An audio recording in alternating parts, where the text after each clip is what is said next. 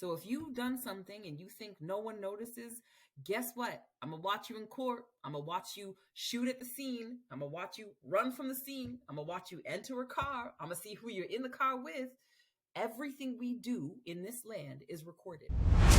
I don't ever tell anyone, don't get into a fight. Don't get in trouble. You're in jail, bro. Stay alive if you can, you know?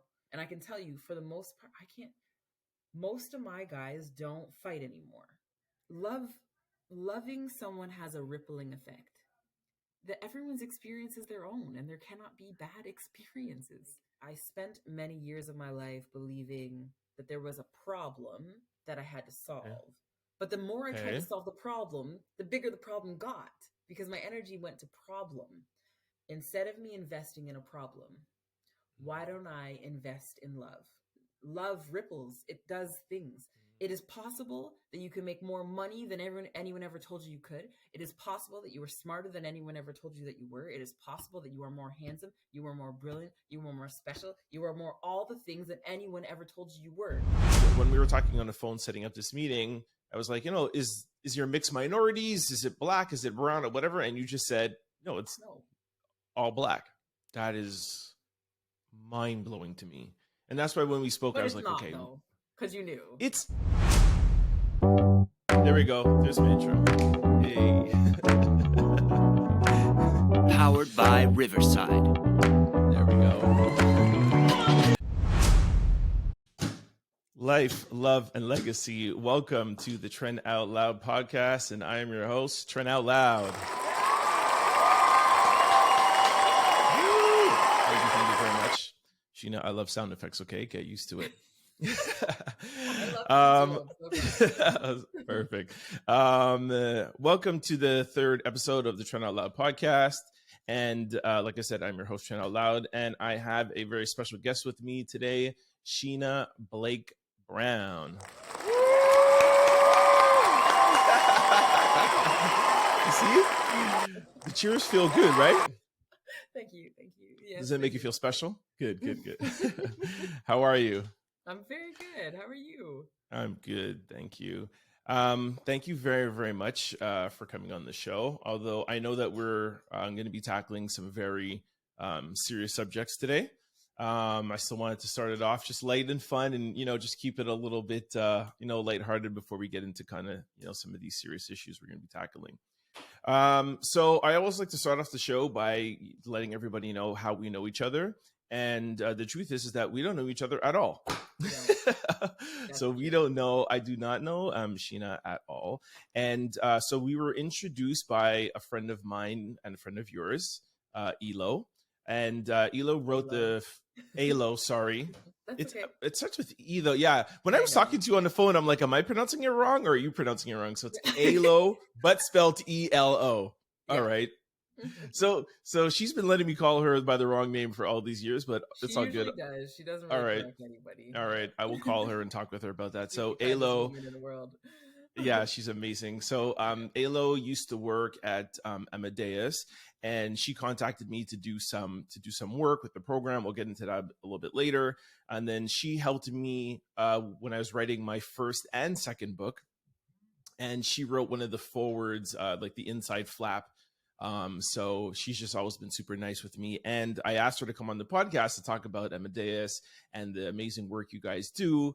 And she was like, nope, I don't want my face to be seen. I don't want to be out there. And she recommended you to me. And she said that, we'd have a good show together and we'll be able to talk. And, so we're living vicariously through Ayla right now. So that's how we know each other. So please go ahead. And so also too, I just want to start off, like, my show is really about the person. So this show will really be about you. But we're also going to, because it's about life, love, and legacy, right? So we'll talk about, how you got started doing your work, what you're passionate about. I don't know where like the love will come in, but we'll touch it on. I'll touch on it lightly, and then about your legacy. So go ahead and just introduce yourself and let us know what Amadeusz is all about. Oh, wow. Okay. So we'll start from there. Well, hold on. Amadeusz or Sheena? Okay. You know what? Sorry, my bad. Tell us who Sheena Blake Brown is. Okay. Well, I am a mother of many.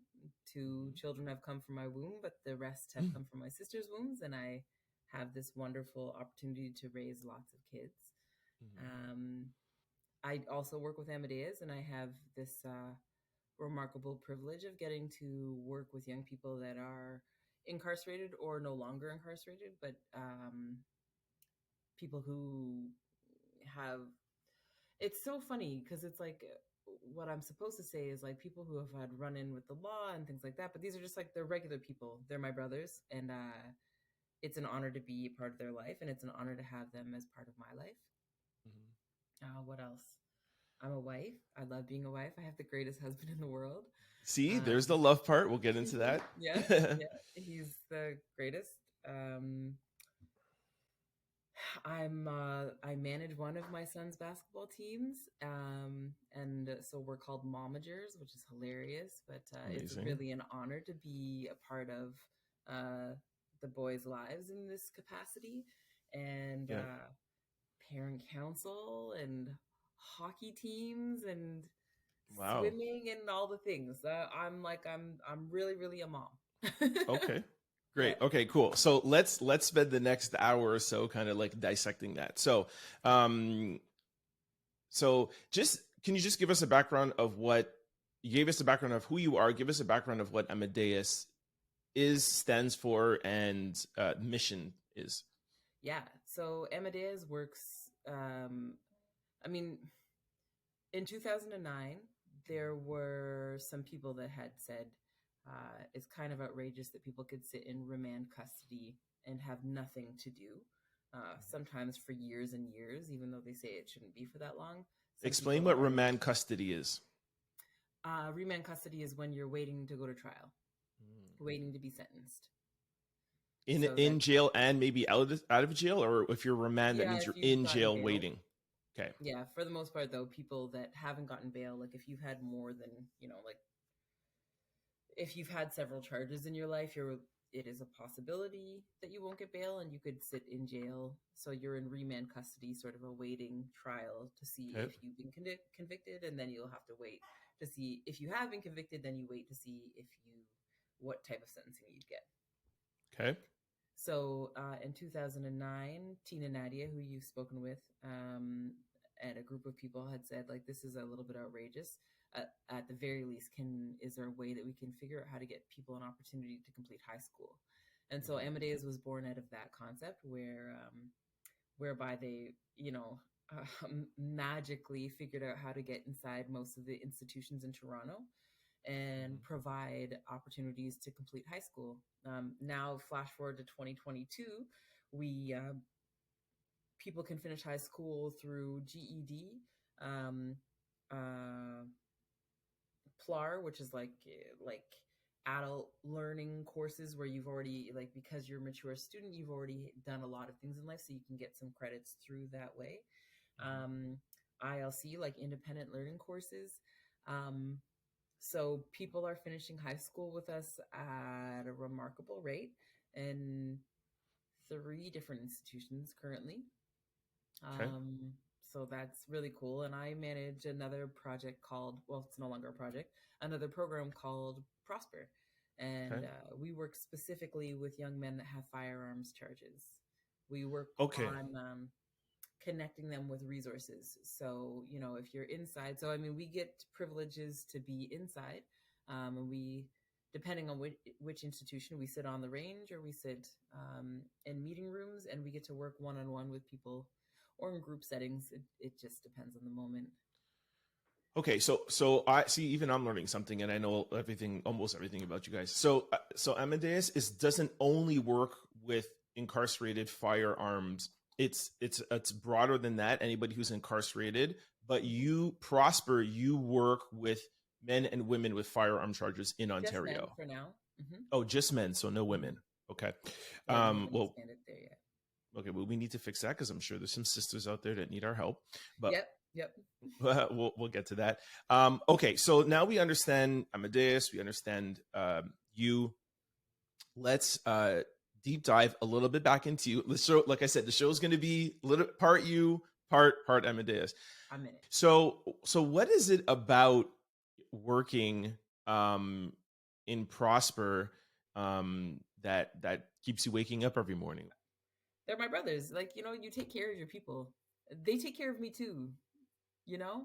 I don't know how to describe that other than like uh it's just a real honor to be in someone's life. And because we use like a wraparound approach, like for the most part, most of my guys, I know their whole families, their moms, their wives, their children, their sisters, their brothers. I have like a remarkable opportunity to be in someone's life. It's just so special. I'm so Okay. so grateful. Okay. So let's talk about what you do for them. Like what is your day look like? What does your 9 to 5 look like? Monday morning, what will you be doing? Mondays are usually lots of meetings. When Okay. COVID hit, so before COVID, we were inside all the time. And Okay. at that time, most of my guys were all inside. I think I had like 2 guys that were outside. And so inside, But it when looks like, they're outside waiting on trial. no, like maybe they're like finished all court stuff. Maybe they've Okay. served their sentence. Some Okay. of my guys, they've served their sentence. And they're just out. Some of my guys are on parole. Some of my guys Okay. are on bail. It just depends. Okay. So beginning to end, Amadeus Prosper supports. Prosper doesn't stop. Got Yeah, you. so I have guys that like own like one of my guys owns like 3 houses, 5 businesses. Like he owns convenience stores. He's so brilliant. He has got 5 kids and a wife and 3 dogs. Like he does, like all the Wow. things that they say are like the right thing. I just still, they don't leave my caseload. I don't even like to say it this way. We don't stop having our relationship because Got you. it having a supportive, caring person in your life is always beneficial. Got you. Okay, that's amazing. So continuous support till Yeah. whenever. So they're in the program till whenever they need support or whatever they have questions. So I'm gathering that's why you refer to them as your brothers. They're not clients to you, they're your family because you're gonna have a relationship with them forever. Yeah. That's I mean, I beautiful. would say that I probably thought like when I was teaching, I considered them my brothers too. I mean, like, like my dad raises to like they're my people. Like, Understood. they're this is a cool thing to like watch someone transition from wearing like, meeting them only in orange to like seeing them on road going for lunch or like, one of Yes. my guys just got back from the Philippines after like, believing he'd never travel and never do anything and now is like engaged and just spent a month in another country learning all these magnificent things and like to see who he is now is just like this. I'm so grateful. Like I sometimes I want to say that I'm proud of someone, but it feels so almost infantilizing. So like I am proud, but mostly I'm just grateful. They're so cool. Do you think when you were in your self-publishing business and your other businesses that maybe you weren't fulfilled because you love giving back to people and being supportive of people, and that's maybe No, I was totally money. fulfilled. I'm always fulfilled. Okay. I loved like one of the reasons I started my staffing agency was because my dad used to say, if there was a way we could package your essence and sell it, then you could do anything. Why don't you train people how to do the things that you know how to do? And so like out of all of the people that ever worked with my staffing agency, I trained every single one of them. So so that's the same thing in your staffing agency. You're helping people. You need to be in a position or in a place where you're helping and giving you to somebody else to help other people grow. I love that. I mean, like, There we go. Yeah, in my life, that's what life is. Like, what am I here for if not to like? And maybe I'm like troubling the term help because I would say that like I get the same from other people that I give to them, if that makes sense. I get that. Yeah, Yes, so I'm like, because people say when you give back, you're getting back. So yeah. you're emptying your cup, but they're also filling your cup as well. That's it. Or like maybe it's just like we both have like, yeah, maybe it's just like that.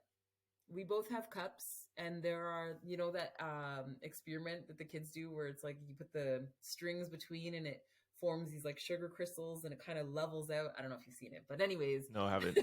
He's like, no, I don't know that. I'm not one of those people who can be like, yeah, I know what you mean, and I have no clue what you mean. I don't know what you mean. I don't know, but it's okay. But I get the analogy. Yeah. I get the analogy. Okay. So listen, I also know that, part of, there's a lot of maybe things that you can't talk about, but I'm going to try to get a little bit more in depth of, why some of our brothers are getting arrested and or caught with firearms. And when we were talking on the phone setting up this meeting, I was like, is your mixed minorities? Is it black? Is it brown or whatever? And you just said, no, it's all black. Yeah. We have 3 people on our caseload out of 61 that are not black. That is mind-blowing to me. And that's why when we spoke, I was like, okay. Because you knew. I think, yeah, I think because you hear it, but then when you actually, like, when it's, like, confirmed, you're just like, what? Like, how is it that much? How's there only 3? So, is this a problem within the black community, or is this a problem with systemic racism, policing, and I mean, like, let's dig your question apart a little bit. Please. You said, is this a problem? Are you referring to like gun violence, or the problem of that your caseload is 96% black? I feel like that's a problem. Do you feel like that's a problem? Maybe because my paradigm these days is like, I don't believe the things that I see, if that makes sense. As in, explain that to me. So I'm inside all the time, right? And so the majority of spaces are the majority of men, not women, men inside are black. And so so let's start on the surface. So yes, on the surface, this is a problem in both things. In general, our human consciousness has this belief that poverty brings badness, and from poverty, we create these really interesting things around like jealousy and blah blah blah blah blah blah, all of that. Okay. So that's the first part, or I don't know if it's first. There isn't a level. It's also systemic racism. I mean, like, we can't like, it would be absurd to pretend that it's not that. Correct. I guess where I'm at these days is what if I step outside of both of those confines? What if the brothers I'm working with aren't impoverished black guys from the hood who have guns and the police? Like, what if it's not that? What if this is a human and I'm a human and we think outside of all of these boxes? Oh, can I swear in here? Of course. Okay. I'm so sorry. I'll bleep it out just so in case. That's fine. Don't worry. What if we think outside of all of these boxes? And that's what my guys and I do. Like, we literally think outside of these boxes. And when we find ourselves in them, we read something to pull ourselves out. Or one of my guys and I, we worked on telepathy for years. And now, like, we certainly can speak telepathically. We have created things together that people don't create inside. People barely create outside, whether they've been inside or not. So I think what I want to say is, like, I spent many years of my life believing that there was a problem that I had to solve. But the more I tried to solve the problem, the bigger the problem got, because my energy went to problem. I understand. But now, and I don't know that, like, I would imagine if time isn't linear, or let's pretend time is linear, okay? That in some years from now, I'll have another perspective of the whole thing and look back on this time now and be like, oh, there's another way. That's fine. In this current moment, my paradigm says, instead of me investing in a problem, why don't I invest in love? Okay. So that is what we focus on. My guys and I mean, like, anybody that hears us on the phone, you're like, who? who are you talking to? Like, I love you, brother. I love you so much. I love you too, sis. I love you so much. Because we invest in that with each other. So like, Hey. when COVID hit and, oh man, we couldn't talk to the guys. They couldn't talk to us. We couldn't go inside. We couldn't, we didn't see each other. And that was so like mind boggling. When we finally got a hold of each other after that, it was this really like, we understood what did they say on TikTok? We understood the assignment. It's not we understood the assignment. It's from a song. Yeah. Okay. Yeah, that's what it feels like. Is like we understand the life assignment. And so like one day I won't be with Amadeus. One day, like who knows? I know that God has changed. I know that everything always changes. But what I also know is that love is this interesting constant, right? It's an interesting constant. And what it does in a person's life is it helps them to think outside of all the like weird little tunnels we like to put ourselves in. Okay. Let's dissect that a little. He's like, good thing God, what did she say? Good. No. Good. This is the great thing about a podcast and not, let's say, like a show. Like, we have all the time in the world. Well, you don't, because kids are coming home in 25 minutes. That's okay. They'll come and be like, Mom. Yeah, it's cool. It doesn't matter. It's a podcast. But wow, like you can't say that deep of a statement and have me not dissect the hell out of that. Okay, hold up. So we are in agreement, and I understand your perspective of let's not focus on the problem, but there is a problem, correct? Because I mean, or if you don't agree with me, that's fine. But if I'm not mistaken, go ahead. Hold on one second. Yeah, let me just set something up. If I'm not mistaken, the Black population in Canada, I think we're 2 or 3%. I know in the US it's like 12 or 13%. No, I think we're 3% currently. So, okay, in Canada, we're 3% Black. So I know that when you say your caseload of 60 to 65 and 95% of those guys are Black, and that's in the biggest population in Canada, Ontario. Again, we don't have all the statistics, but if we're 3% of the country and your caseload in Ontario on firearms is 96% Black. Okay, yeah. So we got it. We do have a problem.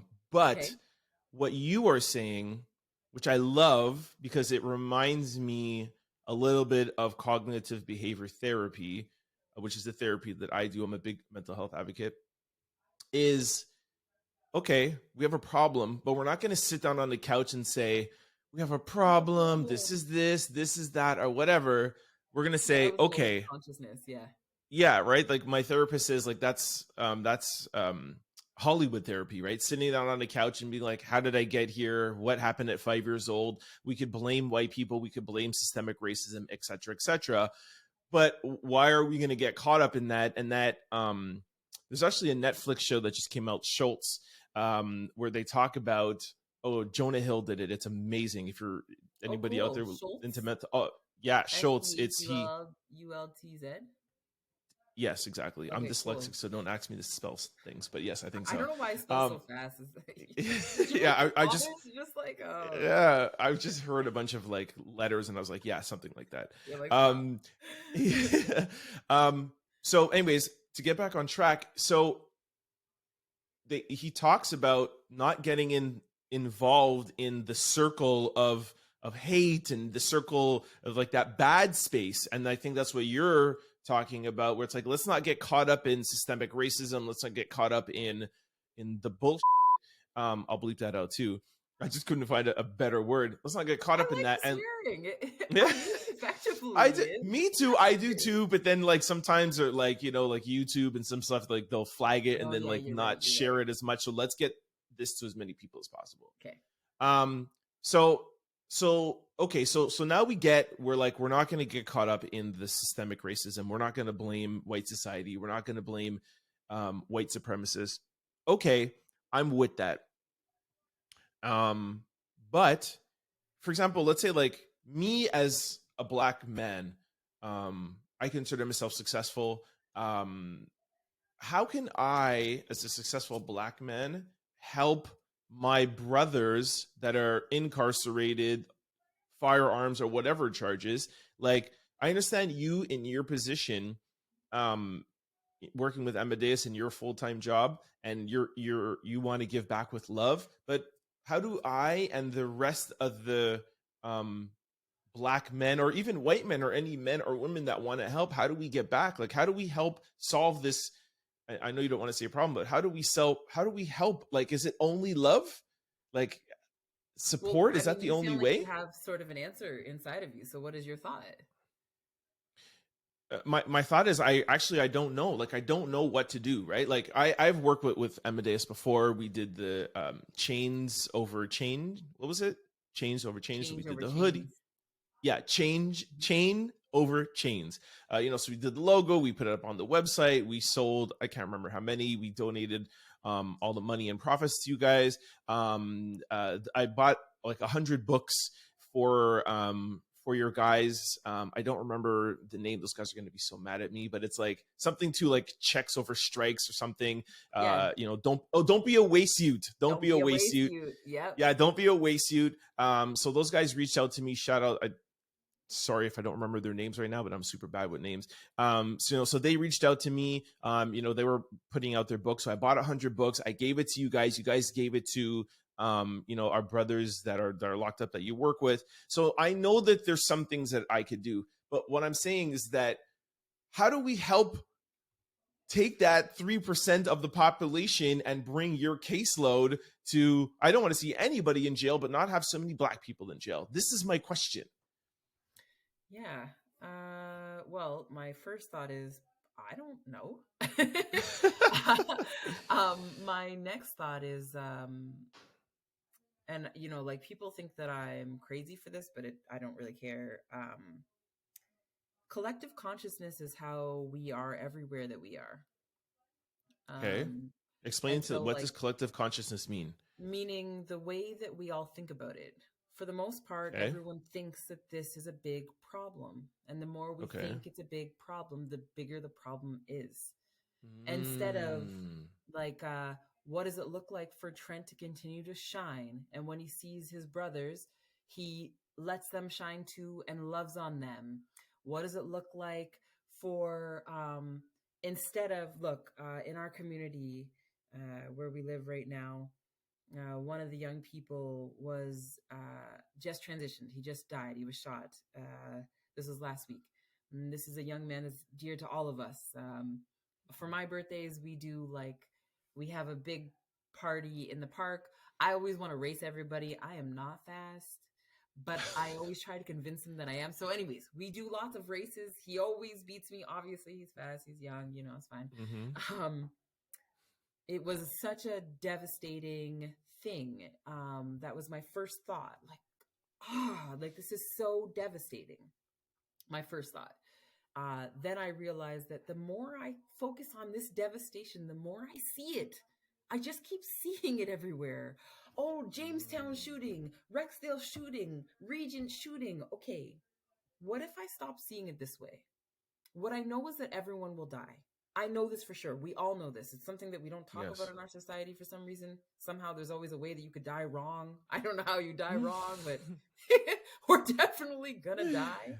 I don't think it's dying wrong, but it's like maybe like an untimely death or before your time. But you're thinking that okay. I mean, like, you sing it aloud and then you're kind of like, I mean, like, okay, you know what I mean?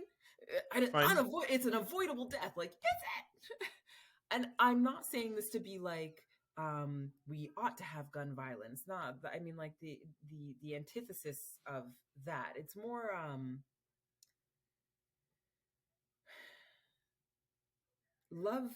loving someone has a rippling effect. Showing up with someone, even if it's just in the grocery store, has a rippling effect. If I see my brother in the liquor store and he's ripped out of his mind, just smashed his head on the ground, I'm gonna just say, hey, what up? Are you good? And I have found in my life, like, that's always, my parents called me their weird child because I've always been this way, just wondering what, I don't know that I wondered as a child what the ripples would be of my love. But as I've gotten older in this body, I've seen that love ripples. It does things. Every thought and action ripples, in fact. So when this young man transitioned, I caught my thought of devastation and said, let me shift that. What if I love on him? And what if I send such loving vibration to his mother, his father, his brothers, his sisters, and everyone that's around him? And what if all of the children that come near me, come through my door feeling sad about it? What if I love on them? What if I bake them cookies? Something small. It doesn't even have to be like, sometimes it's like TikTok and all these crazy something that just, like, it's gotta be this. Here, look at here, you want $1 million? Times 2 it and give it to the next person. Like, it doesn't have to be so fucking dramatic. It's kind of just like, if you're in the grocery, if you're in Tim Hortons, but I don't like Tim Hortons, so I eat there. But if you're in, I don't like Tim Hortons either. I just want fruits and vegetables. But like, if you're somewhere, just be kind, and not. I'll say it this way, and this was a really interesting awakening for me. I was leaving the mall one day, and I held the door open for someone, and he walked through, and I'm not saying nothing, and I was like, "You're welcome." Like, I was in that kind of like, "Oh yeah, no problem." Mood? Like, even like I'm mad. Yeah. And then I said it to my son. Like, maybe I don't know how it came about. Maybe my son witnessed it or something, and he was like, Mom, did you open the door so that he would say thank you? Or did you open the door because you felt like you needed to hold the door for someone? Wow. Or something else. And I was kind of like, ooh. Like, then since that day, I don't do things for thank you. I don't do it for thank you. That's not it. Understood. That's not it. And how old was your son when he said that to you? Just curious. Maybe he was like 8 or something. Wow. He's very special. But he got that from you, though. Yeah, right? Probably. Yeah. Of course. He's this like 6'4", 14-year-old who is remarkably wise beyond his years. Yeah, I would say that my children have certainly opened up a lot with that, and are consistently opening up those doors for me, where it's like, like, why do we do things? Like, what are we here for actually? And, we have no religious affiliations, and we just live like humble, kind lives. So I want to say that what you can do, what other brothers can do, is live your life wholly and become aware of your thoughts, because your thoughts create things. And you know this because you're a businessman. You had a thought, you created a store. You had a thought, you created another store. You had a thought, you created a podcast. Thoughts create everything that we see. Who we are is our awareness of our thoughts, not our thoughts. Does that make sense? I am not my thoughts. 1,000%. I am the awareness of my thoughts. So you can meditate. You can get to know yourself through your awareness. Become aware of yourself. And that is how we will shift this. In the meantime, if we keep believing that the Black community has a problem, all these kids are just killing each other, all the things that we're used to hearing, Black Lives Matter, and I'm not, listen, whatever. I don't think there's a right or wrong answer to this. Everybody does what they do, and the way I love isn't the way that my sister loves, isn't the way that my husband loves. We all love differently. Just, get to know yourself and put it out. Wow. I have never heard an answer like that. I got to.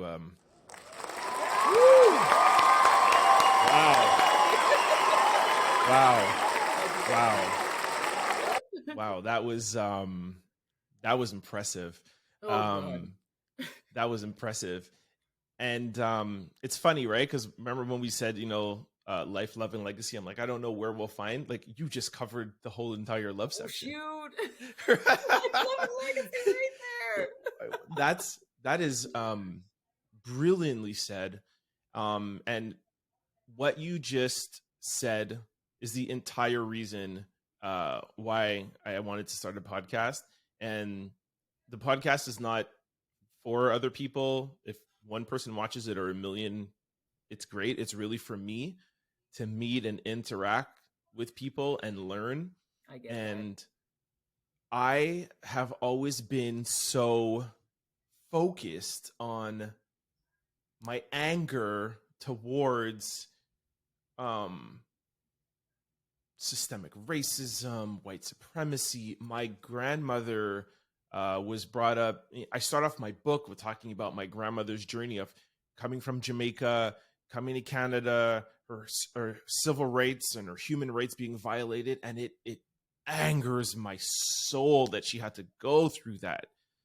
Um, and listen, I have white friends, black friends, everything, whatever, but just the systemic part of the equation of how suppressed everybody or all minorities have been.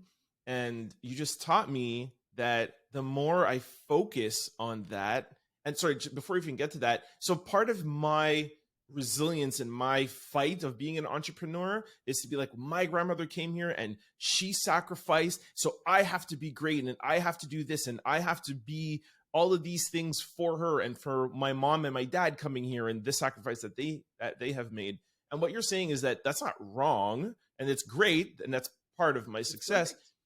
But the more I focus on that anger is the further it takes me away from the love. And I could be doing more loving. Yeah. And peace. Go ahead. There can be more peace. There really can be more peace all the time. It can be really peaceful when we focus on something else. But first we have to become aware that we're not focused on peace, but the opposite, and that takes, I don't know what time is, but that just is part of it all. Like you become the more I become aware of myself, the more I'm like, oh, I called that experience. I I called that. Oh, well, if I called that experience, that means that my brothers called their experience.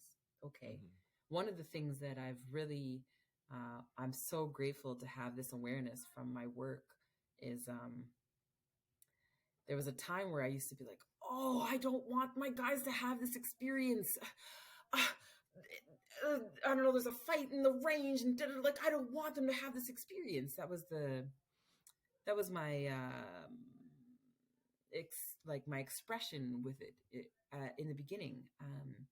But I've now come to this, and I don't know if this is I don't really believe in right or wrong, but I would say that this feels the safest for me right now. That everyone's experience is their own, and there cannot be bad experiences. I get that. Experiences for us to become greater at being ourselves. I get that. So when I see guys that are locked down, some of the institutions right now are really monstrous, right? I'll use that language and then I'll counter by saying, what a marvelous opportunity to get to know yourself when you have zero other distractions. And it feels sometimes like, I can come on a range that's been locked down for days and days and days. They'll be like, yo, miss, I'm losing it. I'm like, you're winning it. Take this time now to get to know yourself. There's nothing else to distract you. I have times now where some of my guys I'll walk in my basement. They'll walk wherever they are because we're used to walking on the range and just talk or not talk. Just walk on the phone. I have, let me show you my ridiculous headset that everyone makes fun of me for. Everyone on my team. I'm like, you guys, but like, nobody's trying to put bugs in their ears. Hey, those are horrible. They're like, are you getting on a plane? I'm like, it's not funny. Yep. It's actually not funny. Right? I have but you can hear me and I don't have to do this and I don't have bugs in my ear. Like, so I know they're called buds. I know. But this is all to say that like, I cannot stop someone from having an experience that I believe is good or bad. I cannot. That's not my role in this life as a being. My role is to be beside someone as they experience what they're experiencing. And perhaps, if they're open to it, provide an alternative thought. Maybe this sucks, but maybe it doesn't too.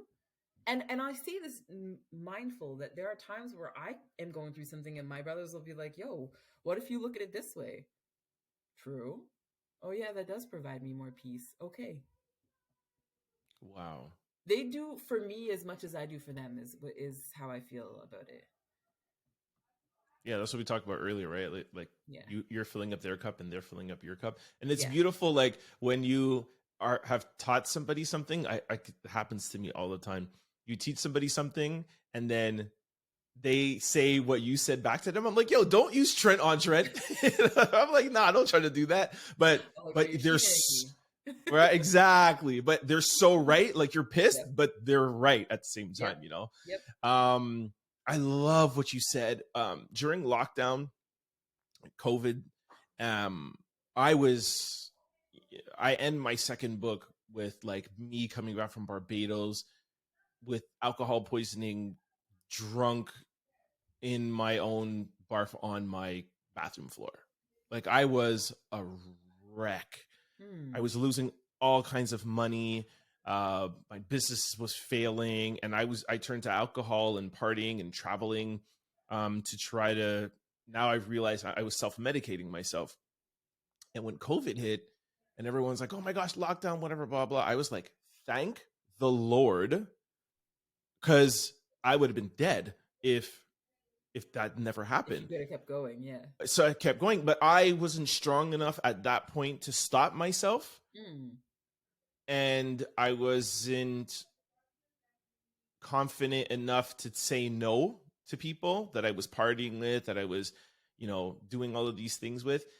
And COVID happened and they were like locked down for 2 weeks. And I was like, oh, this is beautiful, because you're not missing any parties. There's nobody texting you saying, yo, come to Toronto. There's a bashment thing. Yo, there's this happening. Yo, there's a 90s party. Da da da da da da da. And I have FOMO, right? Like I don't want to miss out on anything, right? And I'm the life of the party. I'm the guy that gets the party cracking. So I say all of this to say that after the 2 weeks, and then it was like, okay, we realize now it's going to be a lot longer. I was excited, man. I was sad, of course, for COVID and people passing away, and I lost people. Yeah. So I really love what you said about taking the opportunity that could be a bad opportunity, but flipping it on its head and making a great opportunity. And I don't know if I could, if I got arrested and I was in jail for 2 years, I don't know how if I would be able to see it as such a blessing. But that's brilliant that you say that to those guys and girls that are in there, where it's like, hey, this is an opportunity for you, right? It's an opportunity for you to be yourself. Maybe some days I say it flippantly. It depends on the moment, right? I think yesterday I was on a range and there was milk all over the floor. Like it was clear that someone had dashed their milk, And the brother had called me over to his hatch and he's like, I'm going crazy, Ray. And I was like, is this your milk on the floor? And he's like, yeah, I was calling SEO. He wouldn't help me. Like I was calling. I'm like, look, I have no judgment of anyone's movements because everybody gets to where they get to from whatever they had before. And I don't know what they had before. So to judge someone, it feels needless, the only thing that matters is right now. So in that right now, I was like, brother, like, I wonder if there's another way. And he was like, well, what other way is there? Another way where you don't need someone else to fill you up. And that's the part right now. That's what I'm really, really, really working on for myself. And when I was younger, that meant like, I thought that meant like in a relationship with a man, like I didn't need a partner to fill me up. I feel fortunate and privileged and all of those whatever words that my husband is so just a remarkable human being and also doesn't require me to fill him too. But beyond that, we don't need a person to hear us to fill us. We don't need another person to validate us to fill us. We don't need another person to give us something to fill us. In fact, that other person is us. So that's the part that I'm like, Like, my guys know I'll say this. Like, I don't ever tell anyone, don't get into a fight, don't get in trouble. You're in jail, bro. Stay alive if you can. If you're trying to go, you're gonna go anyways. But like, don't go out without a fight. Like that's, you got to defend yourself. You got to keep yourself here. And at the same time, what does it look like to reflect on yourself? What does it look like to reflect on yourself? What does it look like to be the guy on the range that is no longer fighting? What does that look like? And I can tell you, for the most part, most of my guys don't fight anymore. Wow. And that's not because of me. That's because they are like, you know what? What if I'm a different guy in here? So most of my guys now are the ones where the COs are like, yo, that it, like, they'll always let them out to see me. They'll always let them, like, always is a strong word, but I get it. Yeah, like I this isn't because of me. This is just what I get to see, and I feel really grateful for it. Wow, you are amazing, man. Like I was about to say, like, you should have been. Yeah, you want cheers? Yay!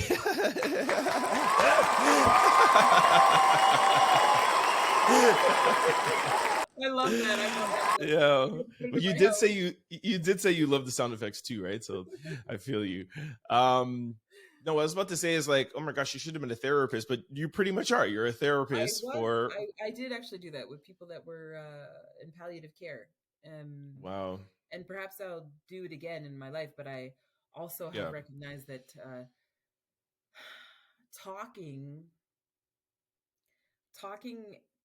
therapy is an old paradigm.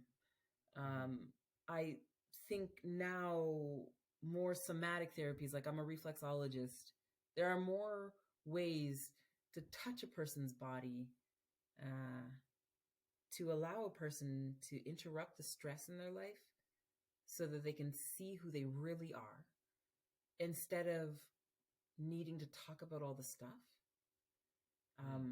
So I would say that like my training from the past was very much like, I'm an active listener. I like to listen.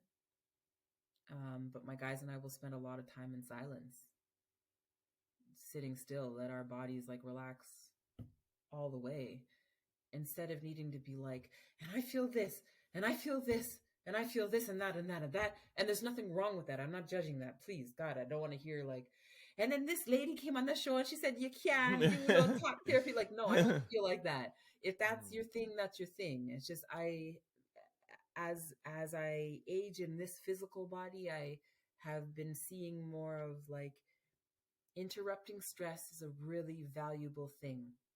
It gives a person an opportunity to be still in themselves and see themselves more clearly. Wow. I've been trying to say wow less, but you are just really wowing me right now. I think it's a great podcast word too, Yeah, I know, but it's like, you ever see Red Table Talk and Willow, and they like edit a rush like, wow. Like, I don't want somebody to do that to me. Like 2 years from now, it's gonna be bad. But no, you're blowing my mind. This is great. Oh shoot, I forgot what I was gonna ask you now. Oh yeah, so you literally stay on the phone and just silence, and they're silent and you're silent and you guys are just walking. How long could that last? As long as we wanted to. And you don't feel any anxiety in your body whatsoever to be like, I have to talk. Is he going to talk or whatever? Like, what are you thinking about? You know what? My husband also is this way. My husband he doesn't say lots of words ever. He's not a long talker. I'm super long-winded, as you could tell. I mean, I have a podcast. Like, no, well, that's what cool. I love to do. Everyone is perfect, I think. Amazing. Yeah, everyone is perfect. And I would say that, like, in getting used to, my husband is like, he doesn't say lots of words. And so I would say, no, I don't experience anxiety around it, because it's just like, if there's stuff to say, then it's said. And often my husband will say something like, some things just don't need to be said. And before I used to be like, well, I don't know about that. Like, I have attitude that just jumps out of nowhere sometimes. I'm grateful. That's That weird because I don't see that. Like, I know you told me like the door went like, "Excuse me," da da da. Like, I do not see that from you at all. But everybody has a side to them, right? Everybody has a side to them. Yeah, I think I like, sometimes the guys will feel funny, especially when they first meet me. And it's special because I think I shared with you that they don't leave my caseload. So now guys have been with me for lots of years. So, I've changed, they've changed, we've grown, we've done all these things together now. So like, no, no one feels funny. You go on the phone, yo, Sheena, I just need to walk right now. All right, cool. I'm in it. I'm gonna sit in a tree. I've been known to sit in trees and just like sit on the phone with my headphones. I'm gonna try that because that would give me like, because I'm always the type of person who I'm like, I always got to try to, like I said, I'm the life of the party. Like I want everybody to be, engaged. So it's like, of course, if somebody who you know very well for driving to Toronto, of course it could be quiet for whatever, however long. But I don't know, like if I could do that on the phone where it's like, just like silence, like. Yeah, exactly. I get it, like in the car. My husband, Trent. Then you'll be like, wow, got you. All right, so just one thing: do you ever take time for yourself? Because you have these case loads, you have all these people, everyone who's in your life. Do you ever like, yo, it's Sunday, like I'm not taking anyone's call, or are you always 100%. On? My guys know. Okay. Like there was a time where, especially during COVID, my teammates and I, we didn't have any boundaries. Because we weren't inside anymore, we got 1-800 numbers and the guys could call us anytime. And then there was this time that my husband and I, we were away. It was like 11 o'clock and one of my guys called and my husband was like, he wasn't upset. He just was like, that seems like an interesting time to call someone. And I was like, oh, no, it's nothing, babe. Don't worry about it. And then the next morning, another guy calls him. Sundays used to be reggae days. So like we would just like put reggae on. I just put reggae on and I'd work in my garden and, the guys would be on the phone. And then I started to see that like if there was no separation, or rather with separation comes freedom. So then we began to get really strong in, I don't want to use the word boundaries. It's because it's not what I mean, but we really like, everyone knows, call me before 4:30. Don't call me. Okay. I won't be near my phone. I'm barely near my personal phone on the weekends. Like Understood. I only am if like, my son's like the basketball team boys need me or something. Understood. Yeah. Okay, perfect. I love that for you. Okay, so I don't know if you're going to be the one to, talk about this with me, but I do want to give some statistics and some background to this because I would like, as much as I've learned today that there's no problem, because we're not going to focus on the problem, I would still like to give some tools to some of our brothers and sisters out there to avoid getting themselves into trouble or incarcerated. So, well, actually, I've been waiting to give this PSA for a long time. Oh, perfect, great! I've been saying it all week. Yes, like, if I could tell every young Black person or every single person, in fact, everything we do, we think we're only recorded when we're on these screens. But we're recorded when we drive up the street, when we walk into a building, when we walk to our house. We're recorded everywhere. So everything you do will be seen. So if you've done something and you think no one notices, guess what? I'm going to watch you in court. I'm going to watch you shoot at the scene. I'm going to watch you run from the scene. I'm going to watch you enter a car. I'm going to see who you're in the car with. Everything we do in this land is recorded. Whether you're in a forest, whether you're in the city, everything you do. That is the PSA that I have. Wow. So just if you have that awareness that you're recorded, it might shift some things. It might be like, you're not hiding the gun in your bag. You're not hiding it in your hat. It's not hidden because there was already a camera that watched you put it in your bag. Brilliant. And they will bring it up at court. And I will watch it. I have seen it hundreds of times. I will see it on the screen. They got big old screens. Brilliant. That is such an amazing perspective And actually, it's not even perspective. It's just a fact. Yeah. It's not like, oh yeah, look at it that way. No. It is that way. That's it. You're going to get caught. You could be I've seen guys on the run for 2-3 years, but you are going to get caught. So, not like, don't do it, don't have a gun. I look, people carry guns for various reasons, and I can't pretend to know or understand them all. I know what our research has indicated, but that's just like this much, right? Mm-hmm. What I can say is it is possible to see life another way. It is possible that you can move somewhere. It is possible that you can make more money than anyone ever told you could. It is possible that you are smarter than anyone ever told you that you were. It is possible that you are more handsome, you are more brilliant, you are more special, you are more all the things that anyone ever told you were. And it is mostly possible that you believe that you're something because you heard it along the way in your life. So you can see it another way.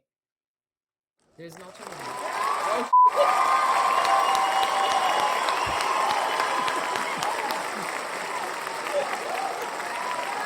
Wow. Black men. Is it on your phone? No, it's in Riverside. It's my favorite button. You're so cool, Trent.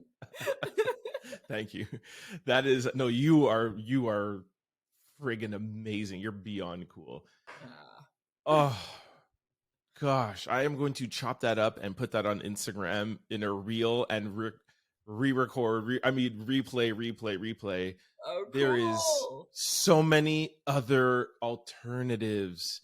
And I love that you're not like, okay, you're carrying a gun. I don't understand why, whatever, et cetera. Maybe there's a reason, maybe there's not. But there's another place where you can move. There's other things you could do. There's other ways to make money. Brilliant. And like the thing is that there actually are. You know what I mean? Like, yeah, no, for sure. You know, as a person that travels, like you go somewhere else, you're like, yo, I didn't even know that I could think this way about. I didn't know I could think this way about food or how people like. My husband's from Ghana, and he talks all the time about how like here he's like, you guys don't live with your elders, and like, you know, there's not elders all around you all the time. Hi, babies. Oh, it's 3 o'clock. That's all right. No, it's 3:10. They late. They are 12 o'clock. Oh, true. Hi. I'm on a podcast right now. Can she say hi? Yes, of course. Okay, yes, come. She wants to show her. Oh, God. Come and show yourself. Oh, God. Hi. How are you? Doing very cold. I like your hair. I like your little ends, your baby hairs. Everything is fresh, just like your mom. It's your daughter, right? Yes. Okay, I can see you guys almost like halfway twins. Thank you. You're like, is that your sister? I'm like, oh. I'll make snacks soon. I'm almost done. It's okay. Okay. Well, hi, babies. Hi. Good afternoon. Those kids are lucky. Very lucky. No, I am. Okay. Yeah. Oh, true. See, you always look. I love how you look at things, man. Gosh, I want to be in your caseload. We had to make sure she's been wanting to get her hair done, but she plays hockey, and until I invent the black girl hockey helmet, which is what I've been working on, she can't get her hair into it. So she just did that's why you have it braided down. Braided back. Got you. Because she wanted to be like, but she couldn't. Not until the season's done. There's not enough, like, now that I've grown out my hair and dreads and everything like that, there's like I have a pool, but like there's no bathing cap that will fit my head and this whatever. It's amazing. But okay, we're getting off topic, but it's we live in a white world. They're going to manufacture things for themselves, right? So we have to. Yeah, exactly. I've been talking about black girl helmets for a lot of years. So yeah, exactly. Do it. Exactly. But yeah, so I love what you said about traveling. Like you, when we first spoke, I was in London for a week, and people are like, "Oh, why did you go to London?" I went to London for no reason at all, but I love no particular reason at all. But I love traveling, that I see things a different way. Their metro systems are different. The people are different. Their accents are different. Like, that's why I love going to China. Oh, yeah, man. I went to China once. Have you ever been to China? I haven't been to China. Okay, I went to China.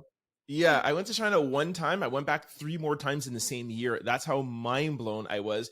And it's so beautiful that it just broadens you. I lived in South Africa for a year modeling. Like, so yeah, I'm pretty well traveled, but it's so, yeah. You want to cheers for me? All right, here we go. I finally met somebody that likes my sound effects more than me. But so yeah, so brothers and sisters out there that you feel like, you're in Toronto or in Montreal, wherever you are in the world, like get outside of your comfort zone, get outside. And maybe you can't afford to fly to London or you can't afford to go to South Africa. Just get out of your area and, there's, broaden your horizons, right? I think that's another. There are lots of ways to make money. Yeah. I mean, everybody knows the obvious: selling drugs and selling sex. We know those ones, and I'm not judging them. I'm just saying there are actually alternatives to those. A lot of alternatives, especially right now, in this day and age. Hey, and all it takes is that you just keep doing it. Exactly. Right now, my kids. I walked into Fortino's the other day, and we did see pine cones for sale. I said, them sell pine cones? So then I went and picked a whole bunch of pine cones for my kids. I said, y'all gonna put some glitter on this. You're going door to door. These are Christmas ornaments. And that is how I charge my oldest rent. As soon as they're in high school, we charge them rent. They don't know that we're giving me away. We'll buy him gold. It's fine. He's just like, they might be watching this. Do you want me to edit that out? No, leave it. It's fine. At the end of the day, what I'd really, and I recognize it doesn't matter what I want, but this is me as a person saying I would love for my children not to worry about money. Don't stress when rent day comes. Yes. Be creative. So if, I'm thinking forward and recognizing that even if one person is watching this video, let me look you in your eye and say, try something. You have a thought, try it out, and now focus on it, because focus will do the thing. Focus is the thing, Focus is the thing. Oh, that's the big one. No, that's my husband. Oh, he just came through the door. Hi. Well, he's not going to say much. Yeah. Let me see if he'll come on the screen. Hold on. All right, let's go. Hi, babe. You want to come? I'm on a podcast. You want to come and say hi? He's going to do it. Oh, wow. This is amazing. I know. What's his name? His name is Seth. Hi. Seth, what's up, my brother? This is Trent. How are you? Very good. How are you? I'm very good. I just wanted to let you know, well, you already know, but I just wanted to say that you have a beautiful family, a beautiful wife, and you're everything that you guys, I mean, I don't know you well, but just to let you know, you have been brought up a couple of times on this podcast, but you guys are beautiful people, man. And I'm honored that you even graced the presence of coming onto my podcast. So thank you, my brother. Thank you very much. Thank you. All right. That was so beautiful. That was good. All right. Well, now that your family's back, I'm gonna let you get to them. But I did want to touch on something, like get that PSA. But one thing that Tina, one time when I was speaking with her, and I don't have the facts or the words, so hopefully you can help me with this. She told me that the system is not only set up to, charge you and get you in jail, but just the fact of you being arrested, just the fact of you being in the system is, I don't want to say their goal, but can you just let the audience know of how that's all set up and how bad it could be just even being arrested and not even, go ahead. Well, okay, I'm going to have some kind of Sheena response. So the first thing I'm going to say is being known to police on the surface sucks. Once you're known to police, if you ascribe to the normal paradigm, which is insanity, by the way, you'll feel like you're screwed. But what I will say is this: you can be known to police and you can change your whole life. You can think that you're supposed to become a social worker, and now you're known to police and you cannot be. So maybe you spend your life figuring out how to show girls how to love themselves, or everything always works out. And when you believe that, you will have your life in a different kind of way, instead of feeling like, I've done it, it's over, I'm done. But you're still alive. You still have stuff to do. And so it sucks being known to police. If you can avoid it, cool. But if it's not avoidable, if it's already done, then all you can do is move forward. And you must. You must. And moving forward means being present and sitting still. Get to know yourself, and yourself will tell you what's next in your path. You're good. You totally avoided my question. I was like, we're not going to get into that. We're not going to get into why the police want to try to trip you up. If you get tripped up, move on from it. Okay. I get you. I get you. You're going to have to move on, like avoid it if you can avoid it. But okay. The big ones here, you want to see them too? Yeah. Let them say what's up. Okay. Yo, what's up, bro? Good evening. Look at him. How are you, bro? I'm great. How are you? I'm very good. Yeah, I left my bag on the bus. Oh, mon Dieu. And I had to run and catch it. But this will be the second bag, but he's got it. Alors, okay. C'est dire bonjour. Okay. Oh, you speak French in your house? Yeah. Oh, that's good. Anyways, I was about to tell him that, he's lucky, but I'm sure everybody knows now that, they have a lucky mom and wife in that house. You guys are a beautiful family, man. We're blessed. We're such a blessed family. I'm so grateful. Exactly. Okay. Well, look, that's it. I hope that people. Well, you know what? Last question. What do you want your legacy to be? What do I want my legacy to be? Let me set that up, because you talked about death a couple of times. People live on this earth. Well, let's quickly, like 100 years, right? Sure. And you live for that 100 years, but you're gone for way longer than you're here. Way longer. Hold on here. Hey. So we're not actually living for now. We're actually living for our legacy. Everything you're doing, this podcast, everything you're saying, we're actually living for our legacy, because that's what people are going to remember when we're gone. Okay. So, what is your legacy? Could be subconsciously too. Yep. Okay. I'll say that because I've been toying with this concept maybe for like 2 decades.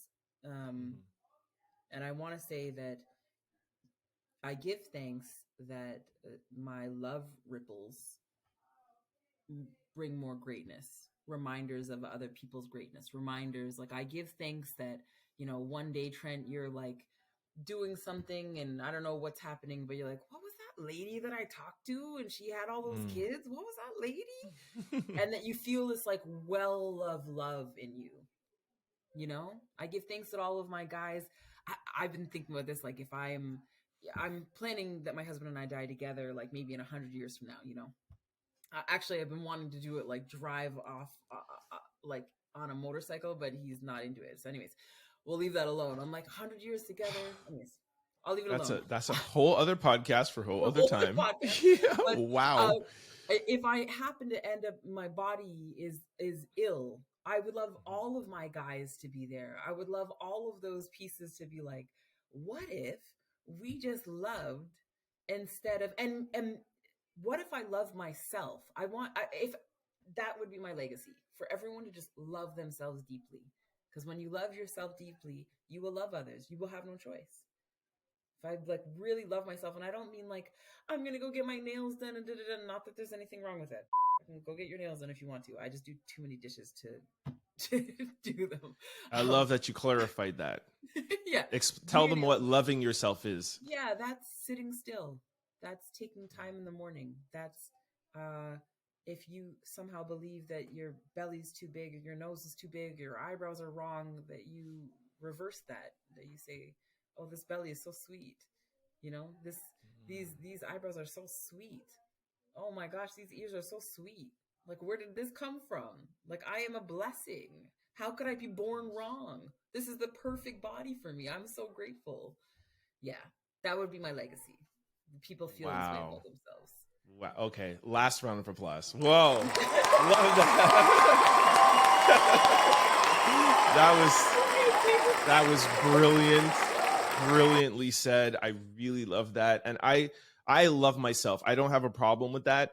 And I feel like a lot of people feel like I'm conceited or I'm full of myself or whatever. And maybe I'm the stereotypical of what somebody might consider as good looking. I'm modeling or this, or you're light skin or you're tall. But I firmly believe if I wasn't 6'2" and I was 5'1" or whatever shade, or my hair or my nose or my shoulders, because there's a lot of things that I hate about myself, but I love it because it's me, and I wouldn't want to be in any other body. I wouldn't want to be another person. You know, exactly. Then you change it, then you're like, oh well, that's exactly. Now, like this is mine. Yeah, I literally thank God that I'm so blessed. I'm so happy that I'm Jamaican. I am so happy that I have this hair. I'm so happy that I have my beard. I'm so happy that I have the everything. And I try to tell people that all the time. Like, just love everything, whether you're short, tall, big. What difference does it make? It makes no difference. People ask me, like, what type of girl do you like? I'm like, I don't like any type of girl. There's no type of girl that I like. Yeah, exactly. You know what I mean? I've been with small girls, tall girls, big girls, short girls. It doesn't matter to me. So that's a great way to end on. And I love your legacy. And I love your legacy too. Thank you. I'm and hopefully to meet you, Trent. Oh my gosh. Yeah. Alo really put us together for a reason. There's a lot of synergy, and you're a beautiful, beautiful mind, body, and soul. Like, you're just a beautiful person. And I hope everybody listens to this podcast, whether it's 2 or whether it's 2 million. Like we said, I really hope it's more than 2, because you have really, you've really taught me a lot. And I'm going to start this weekend off by loving more people. Oh, that's so nice. Yeah, thank you so much for teaching me that, man. Wow. Thank you too. I really appreciate you. Wow. Okay. Is there anywhere for people to follow you? Do you have any social media? Do you have a TikTok? Is anyone to find you? Okay, how about this? If there are somebody out there that has somebody who's incarcerated or they want to get into Prosper, how could they reach out to Amadeusz or Prosper? They can find us online. They can can I give my work cell phone number right now? You could do whatever you would like. I have people call me several times a week that aren't already with us. My caseload is totally full, but I will find you what you're looking for and help. So my work cell is 647-450-0165. That's 647-450-0165. And they can reach us at amadeusz.ca or Sheena at amadeusz.ca. Everybody knows Uncle Google. So just look up Uncle Google and Amadeusz, AMADEUSZ.ca. You'll find us. Oops, sorry, that's the wrong transition. Oh no, hold on. Powered by Riverside. Hold on. There we go. Oh no, I missed it. Hold on, I'll edit it out. There we go. Hey! Wow. Powered by Riverside. Thank you. Great show, man. Thank you so much.